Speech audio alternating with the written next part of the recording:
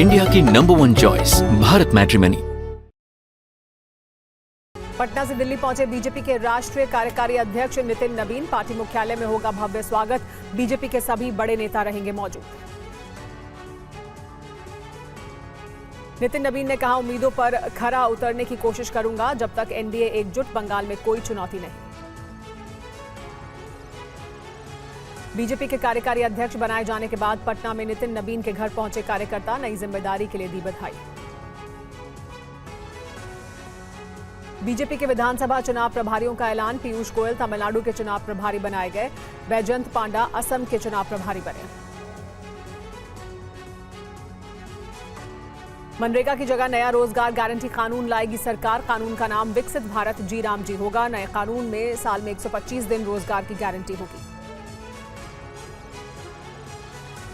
लोकसभा में पीएम के खिलाफ आपत्तिजनक नारेबाजी को लेकर हंगामा। किरण रिजिजू ने कहा, कांग्रेस अध्यक्ष नेता प्रतिपक्ष माफी मांगे।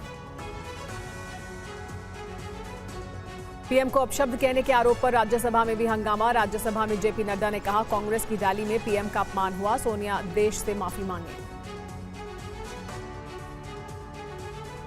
सूत्रों के हवाले से खबर। पिछले हफ्ते दिल्ली में प्रशांत किशोर और प्रियंका गांधी की मुलाकात हुई। एसआईआर के मुद्दे पर बात होने की खबर। मुलाकात को लेकर सवाल को प्रियंका गांधी ने टाला।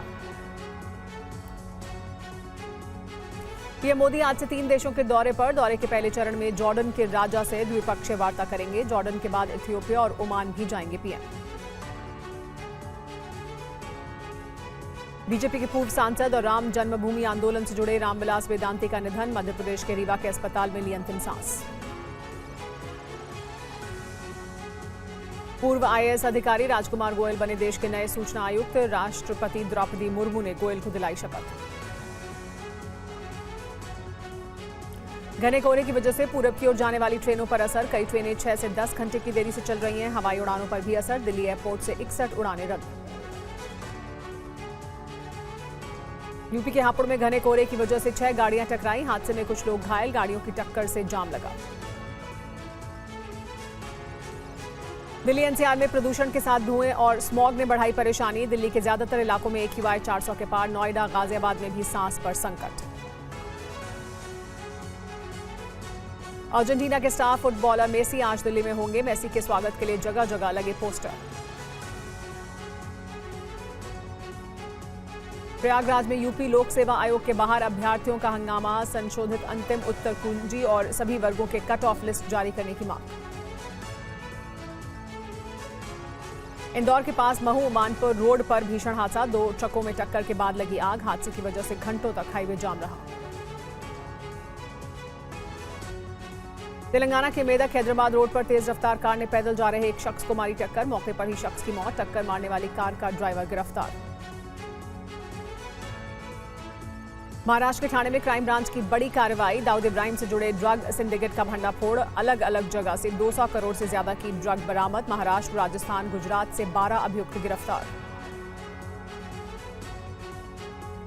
पुणे के निजी स्कूल में छात्रों के बीच चाकूबाजी। बाइक सवार हमलावरों ने क्लासरूम में घुसकर एक छात्र को मारा चाकू। छात्र की मौत। हमलावर मौके से फरार।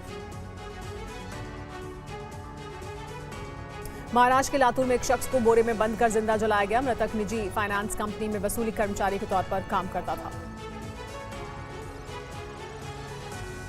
सिडनी आतंकी हमले का पाकिस्तानी कनेक्शन आया सामने। पाकिस्तानी मूल के बाप बेटे ने यहूदियों को निशाना बनाया। हमले में मृतकों की संख्या बढ़कर 16 हुई। सिडनी में हुए आतंकी हमले के बाद एस जयशंकर ने ऑस्ट्रेलिया की विदेश मंत्री पेनी वोंग से की बात। जयशंकर ने कहा, ऑस्ट्रेलिया के साथ भारत खड़ा है।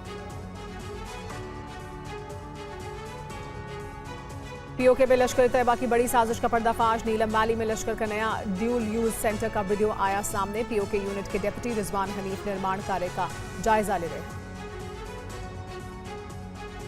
इंडिया की नंबर 1 चॉइस भारत मैट्रिमनी।